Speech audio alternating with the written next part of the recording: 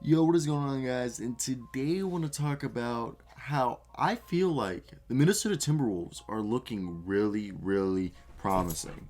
And in the sense that I think this team going into the rest of this year, obviously, the only thing we can wish for is that we have some momentum to build on into next season. So right now I want to hear your opinions down below. What do you think of this Minnesota Timberwolves roster? And let's just get into this team and let me talk about what I love.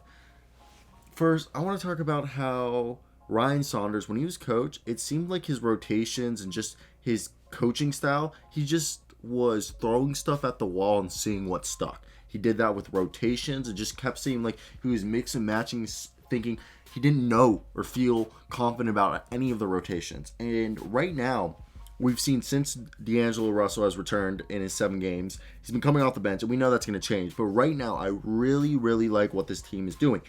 Karl Anthony Towns and Anthony Edwards are the two offensive guys. Then they're the ones who are the focus for scoring and creating on offense. Then they have Ricky Rubio out there with them to be the playmaker.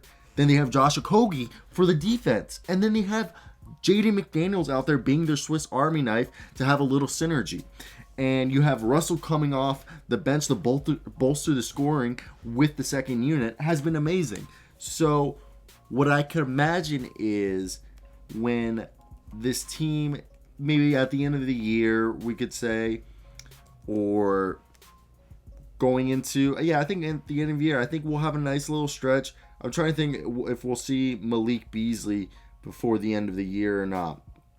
And he's out 4 to 6 weeks, so we don't know if he's going to be back. But what I like, the thought that goes into my head is once D'Angelo Russell comes back, do you keep Ricky Rubio out there, or do you take out Jaden McDaniels? And I think you have to take Ricky Rubio out and put him on the second unit, unless you argue that you feel like you want to keep Russell's comfortable coming off of the 6-man role, which I don't, he could be comfortable if he's still getting the minutes, but I don't think he's going to be comfortable. I think he wants to, but then you put Ricky Rubio on the bench, and I think that the whole thing you have right there, that synergy, that chemistry that's going on, goes away. And you have Jared Vanderbilt, who's great, who you could argue could go into the lineup some games over Jaden McDaniels, because they're both like a Swiss Army, high energy guy with just do a lot of stuff that don't show up on the stat sheet because of their hustle. And in my thought, I really think their best, I like Malik Beasley as the 6th man. So when I look at this roster now, you got Towns at the center position, D'Lo at the shooting guard position, Ricky at the point guard, Anthony Edwards at the small forward, and you run power forward. Do you keep Okogie? Do you put McDaniels? Do you put Vanderbilt? And then you have Malik Beasley and Ricky Rubio off the bench, or no, you still have Ricky Rubio out there. I'm just so confused on how you would set this. I want to hear what you guys would think would be the best for this team. I just think what they need to do is, look, there's about 15 games left in the year. Let's go 10-5 or 8-7. Closer to 10-5 than 8-7. And I think everyone here will be like, look, this team is good. They're phasing out Jared Culver and Jake Layman and Ed Davis. We're not really seeing them. Let's get more of Jared Vanderbilt, Anthony Edwards, D'Angelo Russell, take out Juancho Hernan-Gomez, and I think Jordan McLaughlin is another guy that I like.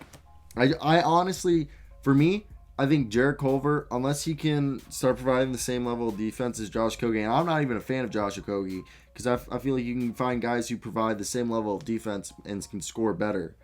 Like, you can argue in the last 8 games, Josh Okogie has been amazing, shooting 54% from the field and 50% from 3, and has been getting about 1.4 steals per game, while Jared Culver has not been playing at all.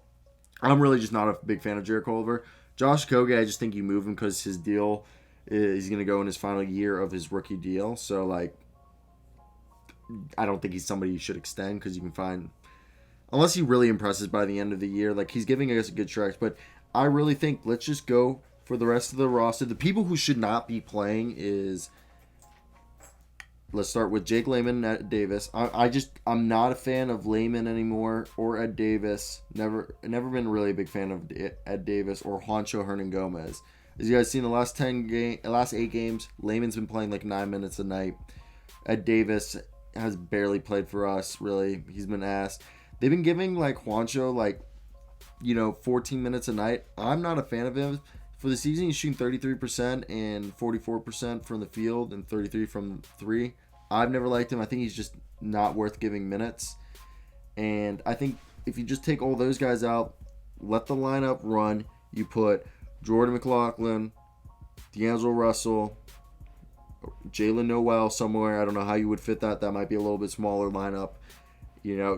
Jared Vanderbilt and Naz Reid. I want to see those guys. I don't want to see the other guys because I feel like you got to trade Jarrett Culver. He's just not worth it anymore. This is me.